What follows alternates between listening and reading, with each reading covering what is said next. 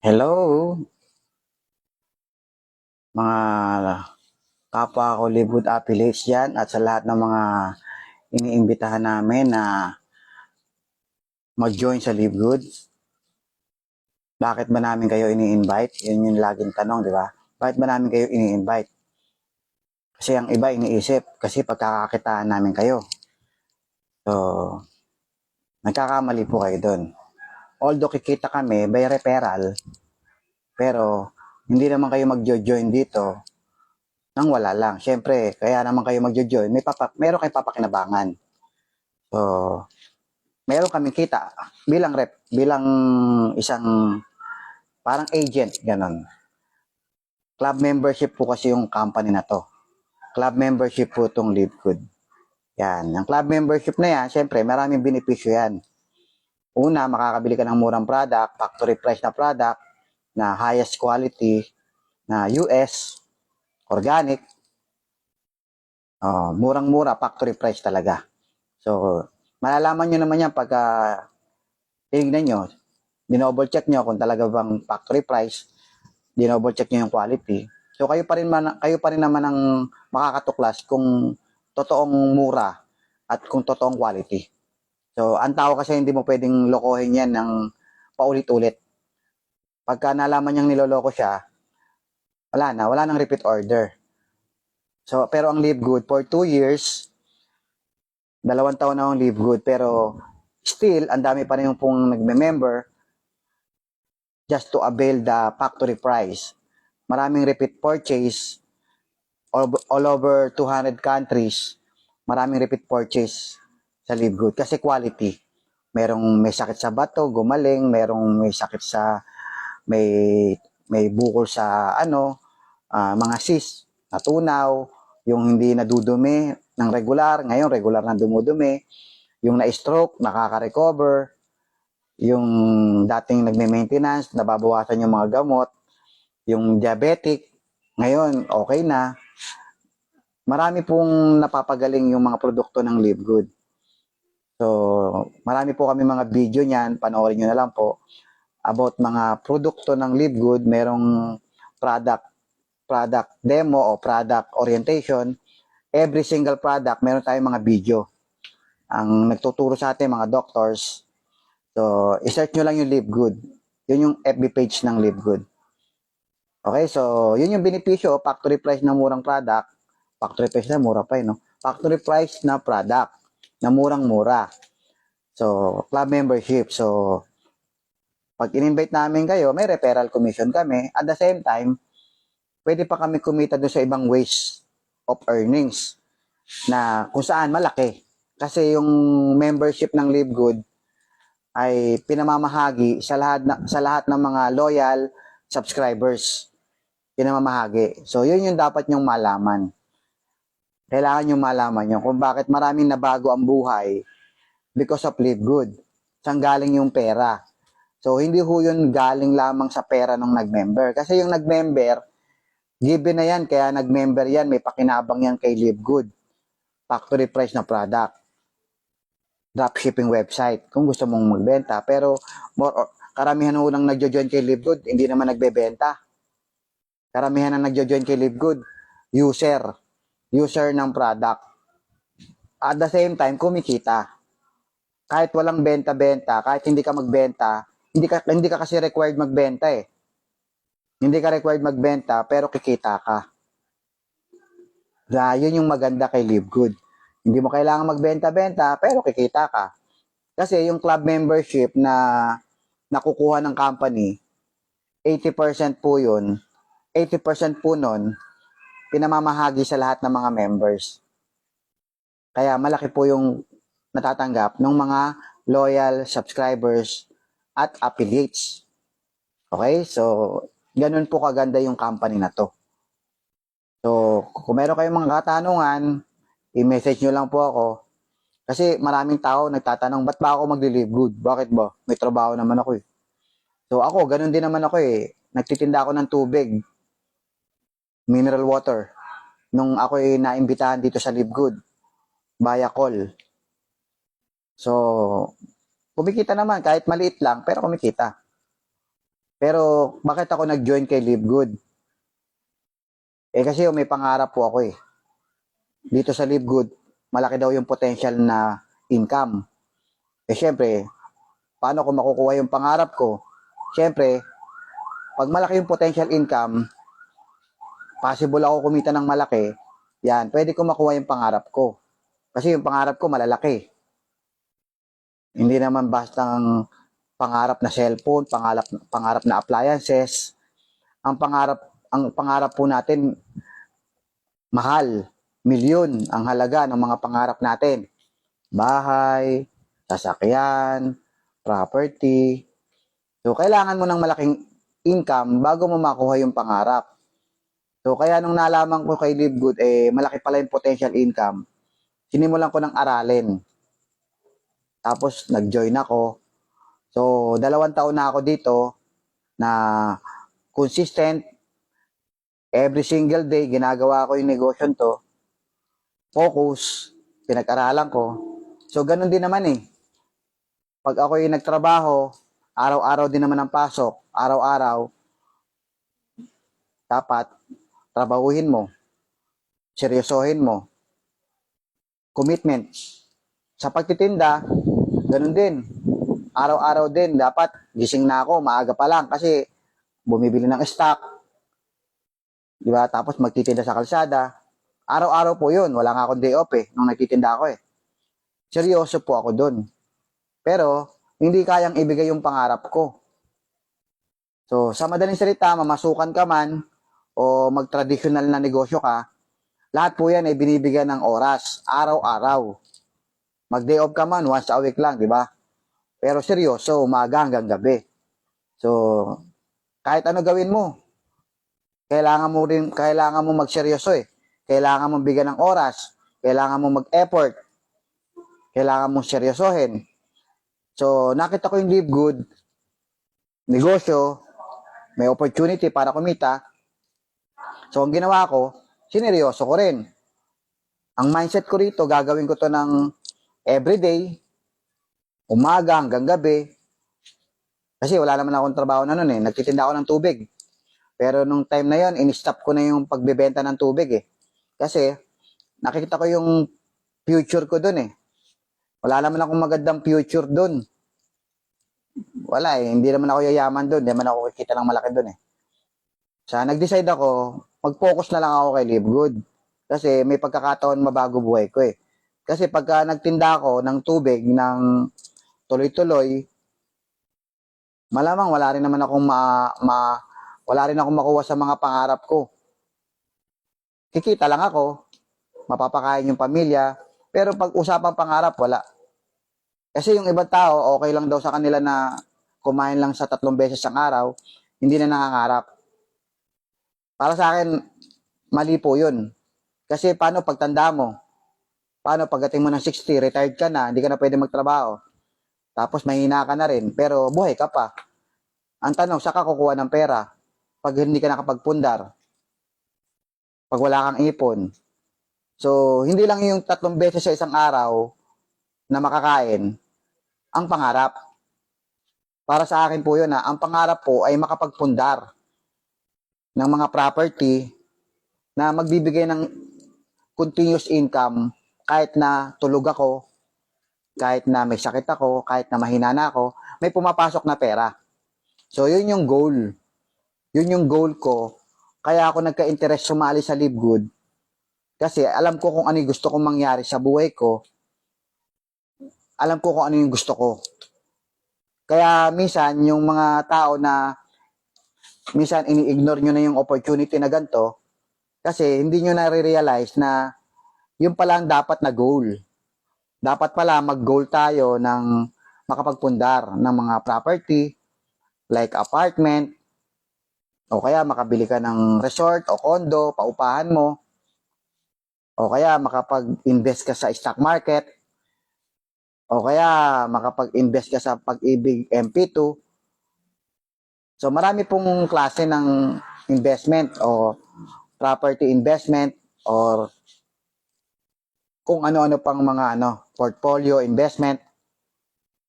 Basta ang mahalaga, pag tumanda tayo, hindi na ho tayo manghihingi ng pera sa anak. Hindi tayo manghihingi ng pera sa mga kapatid. At pag na-ospital tayo, meron tayong pagkukunan. Mahirap manghingi eh. Mahirap manghingi. Naranasan ko na po yan. Buong buhay ko po mula nung bata ako hanggang nagkaedad na ako. Nagtitinda pa rin ako sa kalsada eh. Pagka nagigipit po kami, lagi po ako nangungutang. Nangungutang ako sa mga kapatid. Eh, yung kapatid ko, hindi naman lahat maganda rin ang buhay. So, nakakahiya rin manghingi, di ba? Nakakahiya manghiram. Yung hiram ko, hingi na eh. Kaya ang hirap, di ba? Nakakahiya na rin. Kaya ayoko naman tumanda na nangihingi pa rin. Gusto ko nang putulin yung buhay na lagi na lang nangihingi o nangihiram. So, kaya nag-decide ako na seryosohin na yung live good. Ngayon, kung ikaw, ayaw mo ng ganung buhay, yung nangihingi, mag-live good ka kasi ang ganda ng opportunity na to. Napakalaki po ng opportunity na to. Kahit hindi ka magaling mag-invite, okay lang yun kasi meron tayong tinatawag na auto spillover. So, kung hindi ka man may spilloveran, wala tayong magagawa doon kasi nakasalali, aasa ka sa spillover eh. Pero, may mga tao na pinalad na magkaroon ng spillover. Depende naman yung sa structure na maduduktungan mo eh. Ang mahalaga, meron kang chance. Nabigyan ka ng chance. Pero ako, hindi ako umasa sa spillover. Ako po ay gumawa ng sarili kong grupo. Ibig sabihin, marami akong referrals. Nag-invite po kasi ako. So, kasi pangarap ko to eh. Dahil pangarap ko to, hindi ako aasa sa ibang tao. Hindi ako maghihintay ng sipag ng iba. Pangarap ko to eh. Ito na nga, binigyan na nga ako ng chance para mabago buhay. Bakit ko iaasa sa ibang tao yung success ko? Eh, paano kung mahina sila? Paano kung mabagal sila? Paano kung ayaw nila mag-invite? Ibig sabihin, wala na rin ako spillover. Ibig sabihin, wala rin ako makukuha. Bakit ko iaasa sa kanila? Eh, may pangarap ako. So, yun yung mindset ko. Pero, kung gusto mong umasa, pwede naman kung talagang gusto mong maghintay ng matagal. Pero, yung tagal na yon, kahit naman kung wala ka sa live good, wala kang hinihintay. Pero pag nasa live good ka, kahit matagal, may hinihintay kang pag-asa. So, okay pa rin yun. Diba? Okay pa rin sumali kay live good. Kahit sabi mong mahina ka mag-invite, may pag-asa ka pa rin umasenso kasi may auto spillover tayo na pwede ka magkaroon ng grupo at kikita ka kahit na mahina ka sa invite. Kaya, kung ako sa'yo, mag-join ka. Malalaman mo yung sinasabi ko. Meron pa tayong tinatawag na co-op system. Yung co-op system natin, guys, company po nagpapa-advertise para marami mag-member. At yung mga magme-member ng mga tao na yon sa US po eh. Sa US pa lang po nag-start yung advertisement. Yung mga paid ads. Pag kumita po yung company, ay pagka marami nag-join sa company, pwede natin bilhin yung mga membership, yung mga tao. Yung mga tao na yon pwedeng i-connect sa ilalim mo pag nabili mo. Tapos pag dumami yon nag-multiply, kikita ka doon. Kikita ka doon. Hanggang 100,000 buwan-buwan pwede kang kumita. Sa peso. 100,000 in peso buwan-buwan. Kahit sabihin mo nang abutin ng 5 years yan, hindi pa rin masama. Eh, pag wala ka sa live good, wala kang aasahan. Kahit abutin ka ng 10 years, wala kang aasahan. Yung iba nga nagbabayad ng SSS. Ilang years nagbabayad ng SSS. Pagtanda, magkano lang naman ang natatanggap? 2,500 per month. 4,500 per month. Eh, hindi ka rin kayang bigyan ng magandang buhay ng 4,500 per month ng SSS. Ang kaya lang ibigay ng 4,500 mo eh, ang kaya lang magawa ng 4,500 mo eh, pambili ng maintenance. Pero kay Live Good, hanggang 100,000 pwede kang kumita. At hindi mo na kailangan umabot ng 5 years bago mo makuha yung 100,000. Gaya ng sinabi ko kanina, kung ikaw ay willing na trabahuhin, eh kaya mong kitain yung 100,000 kahit ilang buwan lang. Kahit ilang months lang. Tapos tuloy-tuloy na yun. Tuloy-tuloy. Kumbaga yung paghihirapan mo ng minsan, habang buhay mo nang i-harvest. So, totoo po yan kasi ako po, napatunayan ko na yan. 2 years na po ako sa Live Good itong February 10. 2 taon na po ako. Hanggang ngayon po tumatanggap po ako. Basta aralin nyo lang po yung ways to earn, yung nag-invite sa inyo, balikan nyo, tanungin nyo, paano ba talaga yung ways to earn na yan, seryosohin nyo po to. Huwag po kayo mag-iisip na pinagkakakitaan lang. Totoo, kikita kami, pero bakit ka mag-join kung alam mong hindi ka kikita, di ba? Join ka kasi may nakita ka na pwede kang kumita. Hindi ka naman mag-join. Ako, mag-join ba ako dito kung ang nakita ko lang ay ang kikita lang yung nag-invite sa akin? O, hindi naman ako tanga para mag-join dito para lang sa yung nag-invite lang sa akin ang kikita. So, syempre, nag-isip din naman ako, ano yung kikitain ko pag sumali ako dyan? Hindi ko na iniisip kung ano yung kikitain yung nag-invite sa akin. Ang iniisip ko, ano yung kikitain ko dyan? Ganoon din naman yung mga ahente, di ba? Yung mga ahente, hindi mo naman iniisip kung ano yung kikitain ng ahente. Ang iniisip mo, ano ba yung pakikinabangan mo doon sa binibenta ng ahente. Ganon din sa negosyo to. Huwag mo nang isipin kung ano yung papakinabangan nung nag-i-invite sa'yo. Ang isipin mo, ano yung papakinabangan mo sa negosyo to pag sumali ka. Kasi ganon yung mindset ko nung na-invite ako. Ano yung pakikinabangan ko sa negosyong yan pag ako'y sumali dyan. Hindi ko inisip kung ano yung kikitain niya. Kasi given na po yun. Given na yun. Lahat po ng negosyo, mayroong kumikita. Pag bumili ka ng bigas, hindi mo naman iniisip kung kikita yung tindahan. Given na yun, kumita yung tindahan kasi kaya nga siya nagtitinda. Nagbabayad siya ng pwesto, umaangkat siya ng bigas. Given na yun, pag bumili ka, sigurado kumita yun. Pero ikaw, bumibili ka pa rin ng bigas kahit na alam mo nakikita siya. Pero minsan, di ba, hindi mo na iniisip yun. Basta bibili ka na lang ng bigas, ang iniisip mo, kailangan mo yung bigas. Pero hindi mo iniisip, kumikita siya. Pag nagpagupit ka, kumikita yung barbero. Ang iniisip mo, pakikinabangan mo kasi yung serbisyo niya. So, ganun din sa negosyo to. Pag ikaw na-invite dito, wag mo isipin kung kikita ba kami, kikita. Hindi, yung pakikinabangan mo, doon ka mag-focus yung pakikinabangan mo. Kasi, kumita man kami, kung kumikita ka naman, kung nakuha mo naman yung pangarap mo, ganun din naman, pagka namasukan po tayo, kumikita rin naman yung boss natin. Di ba? Kumikita rin naman yung kumpanya, yumayaman na nga yung kumpanya dahil sa'yo eh. Ang yaman na ng kumpanya dahil sa talino mo. Ginagamit nila yung utak natin, tsaka yung katawan natin, tsaka yung oras natin para yumaman yung kumpanya.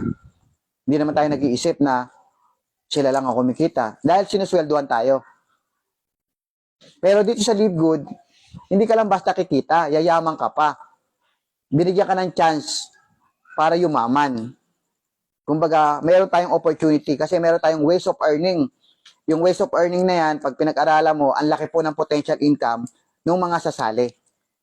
Kasi pag namasukan ka, wala namang potential income na malaki dyan. Pag nagtinda ka, depende sa puhunan kung magkano kikitain mo. Totoo yan. Pag malaki yung kapital mo, malaki rin ang income mo. Pag maliit ang kapital mo, maliit din ang income mo. Sa negosyo to, iba. Kahit maliit yung kapital mo, ang laki ng potential income. 3,000 lang yung nilabas ko dito. Pero ang binabalik sa akin buwan-buwan, ang laki. Yung 3,000 ko na yon, dito, per day na po yun. More than po. So, hindi naman po sa pinagmamalaki. Pero totoo po eh. Totoo talaga eh. So, magalit man kayo sa amin na para kami ng babrag. Pero totoo talaga. Yung iba naghahanap ng proof eh. Naghahanap ng proof. Pag binakita mo naman yung proof, ang sasabihin, nagyayabang. Kaya minsan pinopost ko po yung ibang achievements, hindi po para ipagyabang. Gusto ko makita nyo na may nagbabago ang buhay dahil sa Live Good. Gusto ko makita nyo na merong resulta ang mga taga Live Good. Kaya kami, post kami ng post sa FB ng mga achievements ng mga taga Live Good. Hindi para ipagyabang, kundi para ma-realize mo na pwede palang makuha yung pangarap sa Live Good. Baka isa ka sa nangangarap, baka yung achievements namin na nakita mo, baka pangarap mo rin yon. Yun yung purpose namin, kaya namin siya pinopost. Hindi para ipagmalaki. Kasi maraming tao nagtatanong, ano ba talaga mapapala ko dyan? So, pinapakita namin, eto mapapala mo. Kasi kung ano yung present namin, pwedeng maging future mo yan. Kung tatrabahuhin mo, kung gagawin mo, yung ginawa namin. Ituturo naman namin sa inyo yun, step by step.